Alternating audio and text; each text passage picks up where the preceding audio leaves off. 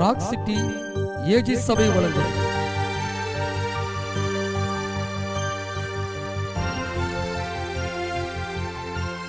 கிருபையும் சத்தியமும். மறவா இயேசு மறவா, உன்னை ஒரு இமை பொழுதிலும் மறவா. மறவா இயேசு மறவா, உன்னை உருவாக்கிய இயேசு மறவா. மறவா இயேசு மறவா, உன்னை ஒரு இமை பொழுதிலும் மறவா. மறவா இயேசு மறவா, உன்னை உருவாக்கிய இயேசு மறவா.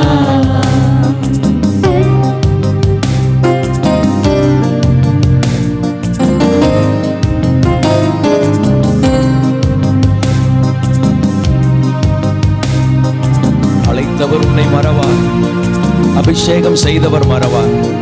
மனிதன் அன்பு நிலை மாறினால் மகிமையின் தேவன் உன்னை மறவார்.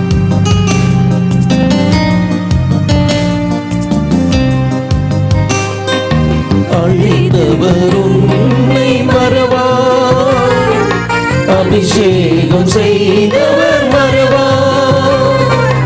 அழைத்தவர் உன்னை மறவார், அபிஷேகம் செய்தவர் மறவார்.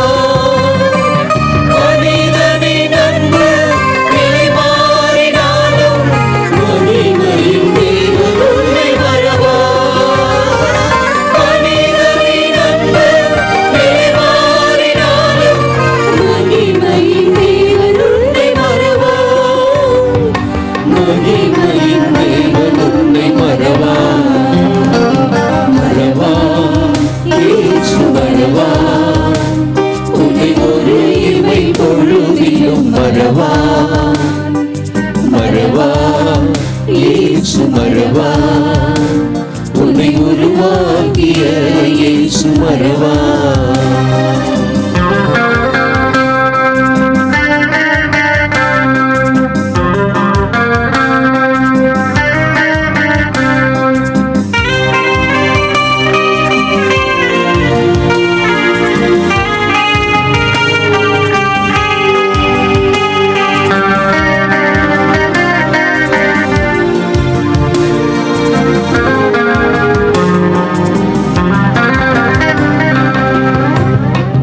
தரிசனம் தந்தவர் மறவா, தாங்கியே நடத்திட மறவா.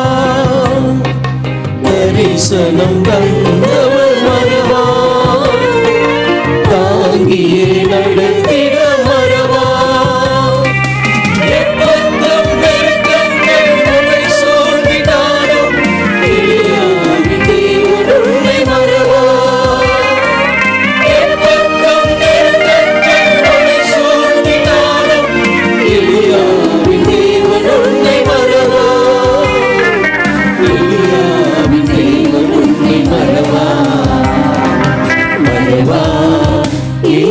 மறவா உன்னை ஒரு இமை பொழுதிலும் மறவா.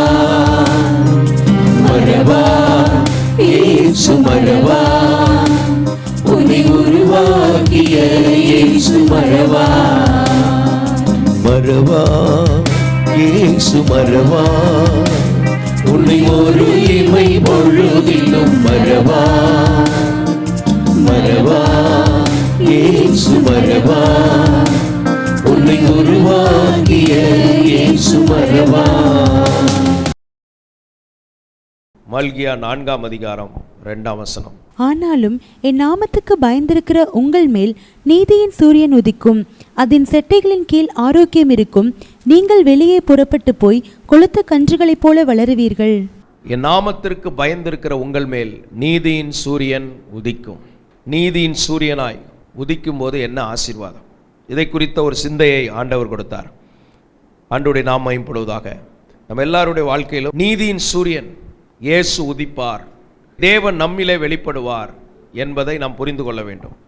தேவன் நம்மிலே வெளிப்படும் போது நமக்கு வருகிற ஆசீர்வாதம், நீதியின் சூரியன் நம்மேல் உதிக்கும் போது வருகிற ஆசீர்வாதம். சங்கீதம் 19 4ஆம் வசனம் முதல் வாசிக்கும் போது, ஆகிலும் அவைகளின் சத்தம் பூமி எங்கும், அவைகளின் வசனங்கள் பூச்சக்கரத்து கடைசி வரைக்கும் செல்லுகிறது. அவைகளில் சூரியனுக்கு ஒரு கூடாரத்தை ஸ்தாபித்தார். சூரியனுக்கு ஒரு கூடாரத்தை ஸ்தாபித்தார். அது தன் மணவரையிலிருந்து புறப்படுகிற மணவாளனை போலிருந்து, மணவாளனை போல் இருக்கிறது. பராக்கிரமசாலியை போல் தன் பாதையில் ஓட மகிழ்ச்சியாய் இருக்கிறது. பராக்கிரமசாலியை போல் தன் பாதையில் ஓட மகிழ்ச்சியாய் இருக்கிறது. அது வானங்களின் ஒரு முனையிலிருந்து புறப்பட்டு அவைகளின் மறுமுனை வரைக்கும் சுற்றி ஓடுகிறது. ஒரு முனையிலிருந்து புறப்பட்டு மறுமுனை வரைக்கும் சுற்றி ஓடுகிறது. அதின் காந்திக்கு மறைவானது ஒன்றுமில்லை. அதில் காந்திக்கு மறைவானது ஒன்றுமில்லை. அல்லேலூயா, ஸ்தோத்திரம். அந்த சூரியன் உதிக்கிறத தான் அழகா சொல்லியிருக்குங்க. அப்ப என் நாமத்திற்கு பயந்திருக்கிற உங்கள் மேல் நீதியின் சூரியன் உதிக்கும். 4, 5, 6 இந்த 3 வசனங்களிலிருந்து ஒரு 7 குறிப்புகளை நாம் பார்க்க போகிறோம். முதலாவது, அந்த 4ஆம் வசனத்தின் கடைசி பகுதியிலே சொல்லப்பட்டிருக்கிறது, அதில் சூரியனுக்கு ஒரு கூடாரத்தை ஸ்தாபித்தார். ஸ்தாபித்தார் என்றால் அங்கே ஒரு ஸ்தாபகர் இருக்கிறார். தேவன் அதை உண்டாக்கினார். தேவனால் அது உண்டாக்கப்பட்டிருக்கிறது. அதற்கென்று ஒரு இடத்தை தேவன் ஸ்தாபித்திருக்கிறார். ஸ்தாபகர். உங்களுக்குள்ளும் எனக்குள்ளும் தேவன் சில காரியங்களை ஸ்தாபிப்பார், ஸ்தாபிக்க விரும்புகிறார். ஏனென்றால் அவர்தான் ஸ்தாபகர், உரிமையாளர். அதற்கென்று ஒரு கூடாரம். ஸ்தோத்திரம். ஒரு வாகனத்தை வாங்குவதற்கு அதுக்குன்னு கார் ஷெட் ஒன்று இருக்கும். அதில் தான் அது வண்டி விடணும். இன்னைக்கு காலங்கள் மாறி இருக்கிறது, ரோடெல்லாம் கார் ஷெட்டு தான். ஆனால் இங்கே சூரியனுக்கென்று ஒரு கூடாரம் ஸ்தாபிக்கப்பட்டிருக்கிறது. அது அங்கிருந்து தான் புறப்பட்டு வர்ற மாதிரி அழகா சொல்லப்பட்டிருக்கிறது. ஆதியாமத்தின் புஸ்தகம் 17ஆம் அதிகாரம் 7ஆம் வசனத்தை வாசிக்கும் போது, உனக்கு பின்வரும் உன் சந்ததிக்கும், உனக்கும் உனக்கு பின்வரும் சந்ததிக்கும் நான் தேவனாய் இருக்கும்படி, நான் தேவனாய் இருக்கும்படி, எனக்கும் உனக்கும் உனக்கு பின் தலைமுறை தலைமுறையாக வரும் உன் சந்ததிக்கும் நடுவே, தலைமுறை தலைமுறையாக வரும் சந்ததிக்கும் நடுவே என் உடன்படிக்கையை நித்திய உடன்படிக்கையாக ஸ்தாபிப்பேன். என் உடன்படிக்கையை ஸ்தாபிப்பேன் என்று ஆண்டவர் ஆபிரகாமோடு சொன்னது சொல்லப்பட்டிருக்கிறது. 99 வயதான ஆபிரகாமுக்கு கர்த்தர் தரிசனமாகி இதை சொல்லுகிறார். நான் சர்வ வல்லமையுள்ள தேவன், நீ எனக்கு முன்பாக நடந்து கொண்டு உத்தமனாயிரு. தேவனுக்கு முன் வாழும் வாழ்க்கை. அதற்காக ஜெபம் பண்ணுங்க. பரலோக தேவனே, உமக்கு முன்பாக வாழும் வாழ்க்கையில நான் உத்தமனாய் வாழ எனக்கு நீர் கிருபை தருவீராக. இயேசுவின் நாமத்தில் பிதாவே, ஆமென். அப்போ தேவனுக்கு முன் உத்தமனாய் வாழும்போது ஆண்டவர் சொல்லுகிறார், உனக்கும் உனக்கு பின்வரும் சந்ததிக்கும் நான் தேவனாய் இருக்கும்படி, எனக்கும் உனக்கும் உனக்கு பின் தலைமுறை தலைமுறையாக வரும் உன் சந்ததிக்கும் நடுவே என் உடன்படிக்கையை நித்திய உடன்படிக்கையாக ஸ்தாபிப்பேன். உடன்படிக்கையை நான் ஸ்தாபிப்பேன் என்று ஆண்டவர் சொல்லுவார். நமக்குள் உடன்படிக்கைகளை ஸ்தாபிப்பார். நாம் புது உடன்படிக்கையினால் உடன்படிக்கை பண்ணப்பட்டிருக்கிறோம். இயேசு நமக்காக இரத்தம் சிந்தினதினாலே புதிய உடன்படிக்கைக்கு உரியவர்கள். உங்களுக்கும் தேவனுக்கும் நடுவே ஒரு உடன்படிக்கை இருக்கிறது. எத்தனை பேர் விசுவாசிக்கிறீங்க? அந்த உடன்படிக்கையினால் தான் நாம் இங்கே வந்திருக்கிறோம். அந்த உடன்படிக்கைக்கு உரியவர்களாய் நாம் இந்த வசனங்களை கேட்கிறோம். புதிய உடன்படிக்கையின் ஆசீர்வாதங்கள் சிலுவையில் இயேசு நமக்காக நிறைவேற்றினார். உன் சாபங்களை எல்லாம், உன் பாவங்களை எல்லாம் நான் பரிகரித்து அவைகளை சுமந்து அந்த தண்டனைகளை நான் பெற்றுக்கொள்கிறேன். நீ எனக்காக வாழ வேண்டும் என்று ஆண்டவர் நம்மோடு உடன்படிக்கை பண்ணியிருக்கிறார். நீங்கள் புறப்பட்டு போய் இந்த நற்செய்தி நீ சொல்ல வேண்டும் என்று உடன்படிக்கை பண்ணியிருக்கிறார். அந்த உடன்படிக்கைக்கு உரியவர்களாய் வாழும்போது தேவனுடைய ஆசீர்வாதங்கள் நம்மேல் வருகிறது. ஹல்லேலூயா. உடன்படிக்கைக்கு உரியவர்கள் என்ற எண்ணம், உணர்வு நமக்குள் இருக்க வேண்டியது அவசியமாக இருக்கிறது. லேவியராகமத்தின் புஸ்தகம் 26ஆம் அதிகாரம் 11ஆம் வசனத்தை வாசிக்கும் போது, உங்கள் நடுவில் என் வாசஸ்தலத்தை ஸ்தாபிப்பேன். உங்கள் நடுவில் என் வாசஸ்தலத்தை நான் ஸ்தாபிப்பேன். என் ஆத்துமா உங்களை அரோசிப்பதில்லை. என் வாசஸ்தலம், நான் தங்குமிடம் உங்கள் நடுவில். நீங்கள் தேவனுடைய ஆலயமாய் இருக்கிறீர்கள் என்றும் கிறிஸ்து உங்களில் வாசமாயிருக்கிறார் என்றும் அறியீர்களா? ஸ்தோத்திரம். அவர் நம்மில், நம் நடுவிலே அவருடைய வாசஸ்தலத்தை அவர் வைத்திருக்கிறார். மனுஷர்கள் மத்தியில் வாசம் பண்ணுகிறவர். நாம் கூடி வரும்போது நம் மத்தியிலே தேவன் எழுந்தருளுகிறார். நாம் பாடி துதிக்கும் போது கர்த்தர் எழுந்தருளுகிறார். அவர் எழுந்தருளும் போது அவருடைய பிரசன்னத்தை உணர்கிறோம். அவர் எழுந்தருளும் போது அவருடைய கிரியைகளை உணர்கிறோம். நாம் விடுவிக்கப்படுகிறோம், நாம் மகிழ்ச்சி அடைகிறோம், நாம் ஆனந்த சந்தோஷம் அடைகிறோம், நாம் ஆசீர்வதிக்கப்படுகிறோம். நம்முடைய வாழ்க்கையில் இருக்கிற சிறையிருப்புகள் எல்லாம் உடைகிறது, கட்டுகள் எல்லாம் உடைகிறது. அவர் எழுந்தருளுகிறார். அல்லேலூயா. அவர் நம் நடுவிலே அவருடைய வாசஸ்தலத்தை ஸ்தாபித்திருக்கிறார். நம்முடைய தேவன் எங்கோ இருக்கிறார் என்று அல்ல, அவர் நமக்குள் இருக்கிறவராய் இருக்கிறார். அந்த உணர்வோடு நாம் வாழ பழக வேண்டும். ஸ்தோத்திரம். சங்கீதம் 78:5 வாசிக்கும் போது, அவர் யாக்கோபிலே சாட்சியை ஏற்படுத்தி இஸ்ரவேலிலே வேதத்தை ஸ்தாபித்து பாருங்க, ஆண்டவர் உங்களுக்குள்ளும் எனக்குள்ளும் இஸ்ரவேலுக்குள்ளே வேதத்தை ஸ்தாபித்து அவைகளை தங்கள் பிள்ளைகளுக்கு அறிவிக்கும்படி தம்முடைய பிதாக்களுக்கு கட்டளையிட்டார். ஸ்தோத்திரம். இந்த வேதத்தை ஸ்தாபித்திருக்கிறார். உங்களுக்குள்ளும் எனக்குள்ளும் வசனத்தை ஸ்தாபித்திருக்கிறார்.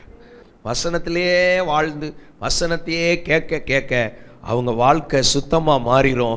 அவங்க கிரியைகள் ஆசீர்வாதமாக மாறிடும். அவங்கெல்லாம் ஐஸ்வர்யவான்களாக மாறிடுவாங்க. அல்லேலூயா. அவங்கள விட்டு தரித்திரங்கள்லாம் போயிடும். வசனத்தையே கேட்குறோம், நீதியே கேட்குறோம், சத்தியத்தையே கேட்குறோம். ஆண்டவர் வேதத்தை நம் நடுவிலே ஸ்தாபித்திருக்கிறார். Praise the Lord. அந்த வேதம் ஸ்தாபிக்கப்பட்டிருக்கிறது. நம்மிலிருந்து அந்த வசனம் புறப்படும். அப்படி ஸ்தாபிக்கப்பட்ட அந்த வசனம், இதெல்லாம் ஸ்தாபகர் யார்? தேவன். ஸ்தாபிக்கப்பட்டிருக்கிறது. உங்களுக்குள்ளும் எனக்குள்ளும் வேதத்தை தேவன் ஸ்தாபித்திருக்கிறார் என்ற உணர்வு, என்ற செயல்பாடு, என்ற எண்ணங்கள் நமக்கு தேவை. அவருக்கு மகிமை உண்டாவதாக. மீகா 4:1 வாசிக்கும் போது, கடைசி நாட்களில் கர்த்தருடைய ஆலயமாகிய பர்வதங்களின் கொடுமுடியில் ஸ்தாபிக்கப்பட்டு மலைகளுக்கு மேலாக உயர்த்தப்படும். எல்லா ஜாதிகளும் அதனிடத்திற்கு ஓடி வருவார்கள். ஆலயமாகிய பர்வதத்தை எதெல்லாம் உயர்ந்த பர்வதம் போல் காட்சி கொடுக்கிறதோ அவைகளுக்கு மேலாக ஸ்தாபிப்பாரா. சகல ஜனங்களும் ஜாதிகளும் அதற்குள்ளே ஓடி வருவார்கள் என்று வேதம் சொல்கிறது. நம்முடைய ஆலயத்தை ஸ்தாபிப்பார். ஆலயத்தை தேவன் ஸ்தாபிப்பார். இந்த கல்லின் மேல் என் சபையை கட்டுவேன், பாதாளத்தின் வாசல்கள் அதை மேற்கொள்ளுவதில்லை. ஆலயத்தை தேவன் ஸ்தாபிக்க இங்கு வருகிற ஜனங்கள் விடுவிக்கப்படுகிறார்கள், அற்புதத்தை பெற்றுக்கொள்கிறார்கள், நன்மைகளை பெற்றுக்கொள்கிறார்கள், பலவீனத்திலிருந்து விடுதலை கிடைக்குது, ஆசீர்வாதங்களை பெற்றுக்கொள்றாங்க. ஆண்டவர் இவைகளை ஸ்தாபிக்கிறவராயிருக்கிறார். தேவன் ஒரு ஸ்தாபகர் என்பதை புரிந்து கொள்வதற்குரிய வசனத்தை நாம் கேட்டுக்கொண்டிருக்கிறோம். ஆண்டவருக்கு மகிமை. ஏசாயா 16:5 சொல்லப்பட்டிருக்குது, கிருபையினாலே சிங்காசனம் ஸ்தாபிக்கப்படுகிறது. சிங்காசனத்தை ஸ்தாபிக்கிறார். உங்களுக்கும் எனக்கும் கிருபையாய் சில சிங்காசனங்களை கர்த்தர் ஸ்தாபிக்கிறவராய் இருக்கிறார். அல்லேலூயா. உங்களுக்குரிய ஒரு சிங்காசனம் உண்டு, உங்களுக்குரிய ஒரு ஆளுகைக்குரிய ஒரு இடம் உண்டு. அந்த சிங்காசனம் கிருபையினால் ஸ்தாபிக்கப்படும். நீ அலைந்து தெரிவதில்லை. ஒவ்வொருவருக்கும் உங்களுக்குன்னு ஒரு சிங்காசனத்தை கர்த்தர் வச்சிருக்கிறார். அந்த சிங்காசனத்தில் உங்களை ராஜாவாக கர்த்தர் வைத்திருப்பார். Praise the Lord. அதில் நீங்கள் ஆளுகை செய்வீங்க, அதில் நீங்கள் தான் வழி நடத்துவீங்க. அப்படி ஒரு காரியம் நடக்கிறது என்றால் அது கிருபையினால் நடக்கிறது. கிருபையினால் கர்த்தர் ஸ்தாபிக்கிற சிங்காசனத்திற்காய் கர்த்தருக்கு ஸ்தோத்திரம். இதுவரைக்கும் நீங்கள் ஒரு அடிமை போல் இருந்தாலும் உங்களுக்கு ஒரு சிங்காசனம் இருக்கிறது என்ற எண்ணம் உங்களுக்கு இருக்க வேண்டும். உங்களுக்கும் ஒரு சொந்த வேலையை கர்த்தர் தருவார். உங்களுக்கு ஒன்று சொந்த முன்னேற்றத்தை கர்த்தர் தருவார். ஒரு ஆட்டோ டிரைவராக இருந்தாலும் அதில் அவருக்குன்னு ஒரு இடம் இருக்குது. ஸ்தோத்திரம். அவர் தான் அங்கே உட்கார்ந்து அதை நடத்துவார். ஆண்டவருக்கு மகிமை. அவருக்குன்னு ஒரு சிங்காசனம். இதே போல் ஒவ்வொருத்தருக்கும் ஒரு சிங்காசனம் உண்டு. நீங்கள் அதை கர்த்தர்ட்ட கேட்டீங்கன்னா ஆண்டவர் அதை உங்களுக்கு தந்திருப்பார், இல்லை என்றால் தருவார். சத்தியத்தை புரிந்தால்தான் சட்டப்படி ஜெபிக்க முடியும். ஆண்டவரே, இந்த வசனத்தின்படி வருகிறேன், கிருபையால் வருகிற சிங்காசனத்திற்காய் ஸ்தோத்திரம் என்ற சிந்தை உடையவர்களாக இருக்க வேண்டும். எசேக்கியேல் 36:11 உங்கள் மேல் மனுஷரையும் மிருக ஜீவன்களையும் பெருகி பழுகும்படி வர்த்திக்க பண்ணுவேன். மனுஷர்களை பெருக பண்ணுவேன், வர்த்திக்க பண்ணுவேன். மிருக ஜீவன்கள் என்றால் ஆசீர்வாதங்கள், இந்த காலத்தின் ஆசீர்வாதங்கள். அவைகளை பழுக பண்ணுவேன், பெருக பண்ணுவேன். பூர்வ நாட்களில் நீங்க இருந்த நிலையில் நான் உங்களை ஸ்தாபித்து உங்கள் முந்தின சீரை பார்க்கல உங்களுக்கு நற்சீர் உண்டாக செய்வேன். இதனால் நான் கர்த்தர் என்று அறிந்து கொள்வீர்கள். முந்தின சீர், முன்பு எப்படி இருந்தீர்கள்? யோபின் முன்னிலைமை, வாழ்க்கையின் முன்னிலைமையை விட பின்னிலைமை, ஸ்தோத்திரம், நற்சீர் உண்டாகும். ஹல்லேலூயா. அதை நான் ஸ்தாபிப்பேன். அப்படிப்பட்ட காரியம் நம்ம லைஃபை ஆண்டவர் அதை ஸ்தாபிப்பார் என்று சொல்லப்பட்டிருக்கிறது. கர்த்தர் நம்முடைய வாழ்க்கையை அவர் ஸ்தாபித்து சரியான நல்ல சீருள்ள இடத்துல கர்த்தர் நம்மை கனப்படுத்துகிறார். அநேகர் அப்படிதான் ஆசீர்வதித்து வைத்திருக்கிறார். நாம் ஆசீர்வதிக்கப்பட்டவர்களாக இருக்கிறோம். கடன் இல்லாமல் வாழ வைக்கிறார். ஸ்தோத்திரம். நம்ம தேவனை சார்ந்து வாழ வைக்கிறார். விசுவாசத்தில் வாழ வைக்கிறார். பிரயாசப்பட ஆண்டவர் கிருபை கொடுத்திருக்கிறார். ஞானத்தை கொடுக்கிறார், அறிவை கொடுக்கிறார். யாரிடத்தில் எப்படி நடக்க வேண்டும், எச்சரிக்கையாக இருக்க வேண்டும், எல்லாத்தையும் கர்த்தர் நமக்கு சொல்லிக் கொடுக்கிறார். அப்போ இப்படிப்பட்ட காரியங்கள் உங்களை முன்னிருந்த நிலையில் உங்களை ஸ்தாபிப்பேன். ஸ்தாபிக்கிற தேவன் நம்மையே ஒரு ஆசீர்வாதமாக ஸ்தாபிக்கிறார். ஆமென். அல்லேலூயா. கிறிஸ்துவுக்குள்ள வாழுகிறவர்களுக்கு வெற்றி வாழ்க்கை, விடுதலை வாழ்க்கை, ஆசீர்வாத வாழ்க்கையை கர்த்தர் கொடுக்கிறார். ஏனென்றால் நம்முடைய தண்டனைகளை அவர் சிலுவையிலே சுமந்து விட்டார். நமக்காக அவர் சிலுவையிலே ஜீவனை கொடுத்தார். ஸ்தோத்திரம்.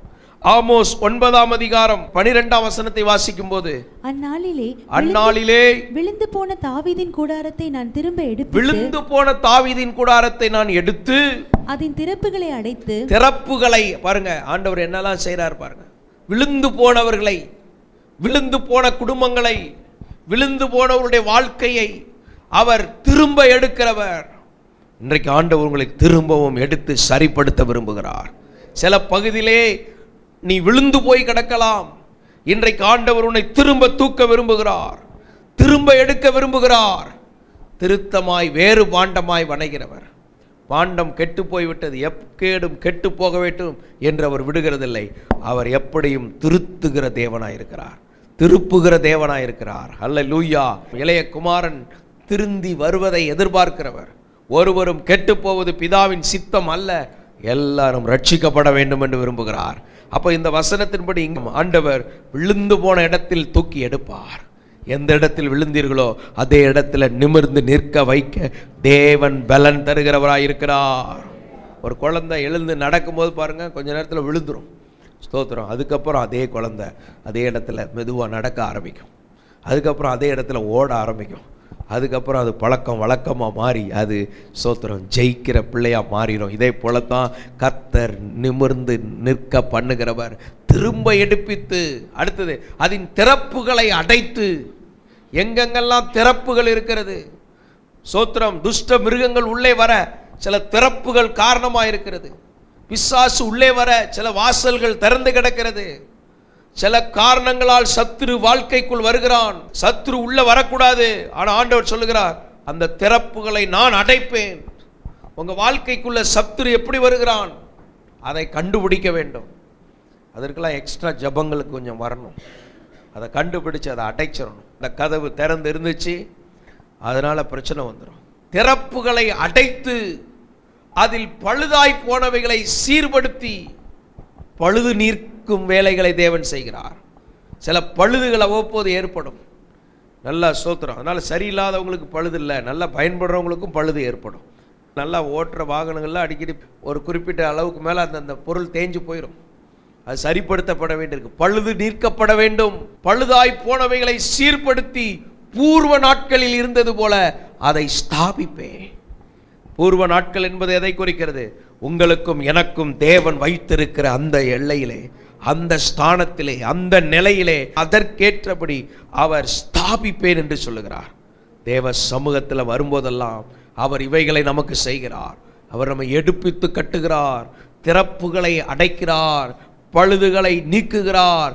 அதோட மாத்திரமல்ல, ஸ்தோத்திரம், பூர்வத்தில் இருந்தது போல தேவ மகிமை ஜனத்தின் மேல், அந்த பாவம் செய்யாத நாட்களிலே ஜனத்தின் மேல் இருந்த அந்த மகிமை இயேசு கிறிஸ்துவின் மூலம் நமக்கு கிடைக்கிறது. இதெல்லாம் தேவன் ஸ்தாபிக்கிற காரியங்கள். நம்மிலே அவைகளை தேவன் ஸ்தாபிக்கிறார். விழுந்து போனவர்களை தூக்கி எடுக்கிறவர். ஹல்லேலூயா. சிலர் ஜெபத்தில் விழுந்து போயிருப்பாங்க, ஆண்டவர் தூக்கி ஜெபிக்க வைப்பார். சிலர் விசுவாசத்தில் விழுந்து போயிருப்பாங்க, திரும்பவும் ஸ்தோத்திரம், உன் விசுவாசம் ஒளிந்து போகாதபடி உனக்காக ஜெபம் பண்ணேன்னு ஆண்டவர் சொல்றார். ஸ்தோத்திரம். இப்படி பரிசுத்தத்தில் விழுந்திருக்கலாம், அங்கிருந்து தூக்கி எடுப்பார். விழுந்துட்டானா அவ்வளோதான் அப்படின்னு நமக்கு சமாதி கட்டிடுவான் மனுஷன். ஆனால் ஆண்டவர் விழுந்தவனை தூக்கி எடுக்கிறார். கர்த்தர் மடங்கடிக்கப்பட்ட யாவரையும் தூக்கி எடுக்கிறார். ஹல்லேலூயா. ஓ தேவனுக்கு மகிமை. தூக்கி எடுத்தார் இயேசு. பாவத்திலிருந்து தூக்கி எடுத்தார், படுகுழியிலிருந்து தூக்கி எடுத்தார். விழுந்து போன பேதுருவை தூக்கி தண்ணீரிலே ஸ்தோத்திரம் நடக்க செய்தார். இன்னைக்கு எதுல விழுந்தீங்களோ தூக்கி எடுக்கிறவர். இன்ன நிலைமையில் விழுந்தா என்பதை நினைத்து மனம் திரும்ப. ஆதி அன்பிலே விழுந்தது, இன்னைக்கு தூக்கி எடுக்கிறவராக இருக்கிறார். இந்த வசனத்தின் மூலம் கர்த்தர் நம்மை தூக்கி எடுக்கிறார். ஆண்டவர் நம்மை தூக்கி எடுக்கிறவர். ஸ்தோத்திரம். 1 கொரிந்தியர் 9:18 சொல்லப்பட்டிருக்கிறது, ஆதலால் எனக்கு பலன் என்ன, ஸ்தோத்திரம், நான் சுவிசேஷத்தை பிரசங்கிக்கையில் அதை பற்றி எனக்கு உண்டாயிருக்கிற அதிகாரத்தை முற்றிலும் செலுத்தாமல் கிறிஸ்துவின் சுவிசேஷத்தை செலவில்லாமல் ஸ்தாபிப்பதே எனக்கு பலன். கிறிஸ்துவின் சுவிசேஷத்தை செலவில்லாமல் ஸ்தாபிப்பதே எனக்கு பலன். இப்ப நம்ம எல்லாம் சேர்ந்து ஒன்றை ஸ்தாபிக்க வேண்டும். ஆண்டவர் நமக்குள்ள நிறைய ஸ்தாபிக்கிறார். நாமெல்லாம் ஸ்தாபிக்க வேண்டியது என்னன்னா, கிறிஸ்துவின் சுவிசேஷத்தை. உனக்காக இயேசு மரித்தார், உனக்காக தன் ஜீவனை கொடுத்தார், உனக்காக உன் பாவத்தை சுமந்தார், உன் சாபத்தை சுமந்தார், விடுதலை கொடுக்கிறார். இந்த செய்தி ஸ்தாபிக்கப்பட வேண்டும். கர்த்தர் நமக்குள் நிறைய காரியங்களை ஸ்தாபித்திருக்கிறார். ஹல்லேலூயா. சங்கீதம் 19:5 வாசிக்கும் போது, அது தன் மணவரையில் இருந்து புறப்படுகிற மணவாளனை போல் இருந்து பராக்கிரமசாலியை போல் தன் பாதையில் ஓட மகிழ்ச்சியாயிருக்கிறது. அது தன் மணவரையிலிருந்து புறப்படுகிற மணவாளனை போல். சூரியன் உதிக்கிறது எப்படி சொல்லப்பட்டிருக்கிறது? மணவாளனை போல் இருக்கிறது. இன்னைக்கு ஆண்டவர் கொடுத்த வார்த்தையே தான், மணவாளனை போல கர்த்தர் உங்களை வைப்பார். எத்தனை பேர் விசுவாசிக்கிறீங்க? மணவாளன்கிற பேர் எவ்வளோ நாள் இருக்கும் சொல்லுங்க? ஒரு நாள் தான் இருக்கும். ஆனால் ஆண்டவர் சொல்றாரு, உன் லைஃபே மணவாளனை போல வைக்கிறேன். இந்த ஊரில் சொல்கிறத கேட்டுருவோம், சும்மா மாப்பிள்ளை மாதிரி வராயா, அதெல்லாம் அந்த ஒரு நாளைக்கு தான் சொல்ல முடியும். ஆனால் ஆண்டவர் சொல்கிறாரு, உன்னை நீதியின் சூரியன் உதிக்கினா உன்னை மாப்பிள்ளை மாதிரி வச்சிருப்பார். ஹல்லேலூயா. மாப்பிள்ளை எப்படி வருவார்? லுங்கியை கட்டிட்டு ஒரு மாதிரி பழைய துணியை உடுத்திட்டு அப்படியே ஒரு மாதிரி பரிதாபமாக வருவார். லைஃப்லேயே முன்னும் பின்னும் உடுத்திராத நல்ல வஸ்திரம். ஹல்லேலூயா. மணவாளனை போல் இருந்து. நீதியின் சூரியன் உதிக்கினா என்ன? மணவாளனை போல் வாழும் வாழ்க்கை. சில பையங்கள்லாம் பாருங்க, வேலைக்கு போக மாட்டான், ஆனால் அவன் நீட்டாக முடி தலையெல்லாம் சீவி ட்ரெஸ் பண்ணிட்டு அப்படி வருவான் மாப்பிள்ளை மாதிரி.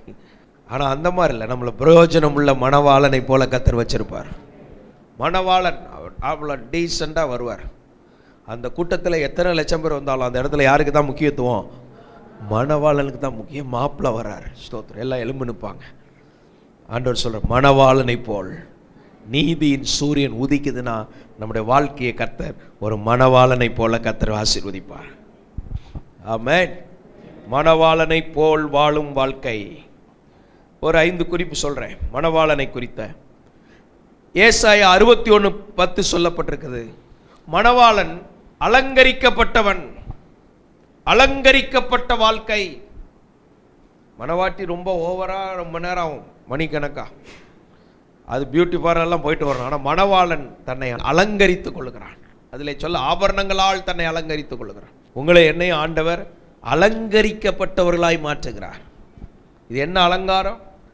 ஆவிக்குரிய அலங்காரம், தெய்வீக அலங்காரம், பரிசுத்த அலங்காரம், கிருபைகளால் அலங்காரம், கனிகளால் அலங்காரம், வரங்களினால் அலங்காரம்.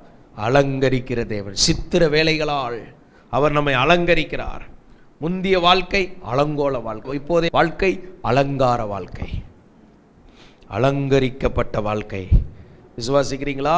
மணவாளனை போல் கர்த்தர் வைத்திருக்கிற வாழ்க்கைக்காக ஸ்தோத்திரம்.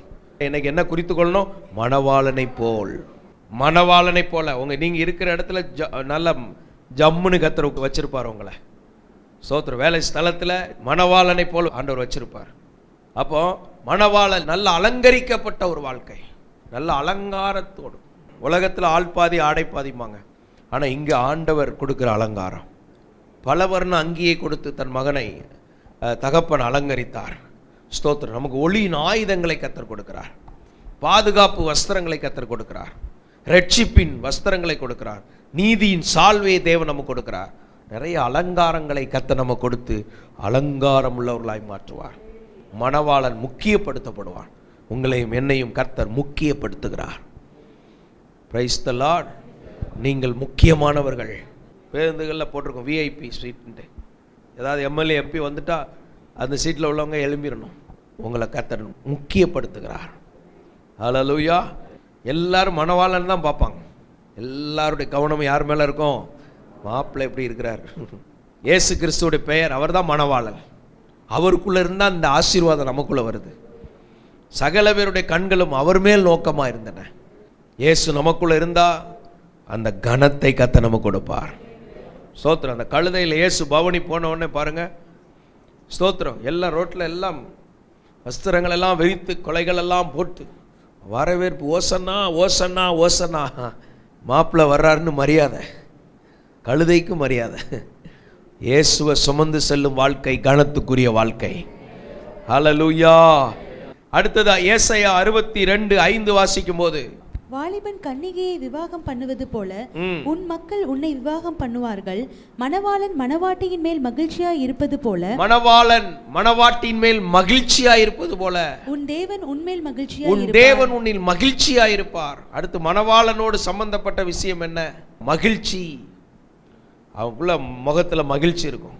மாப்பிள்ளை தெம்பா இருப்பார், மாப்பிள்ளை மகிழ்ச்சியா இருப்பார்.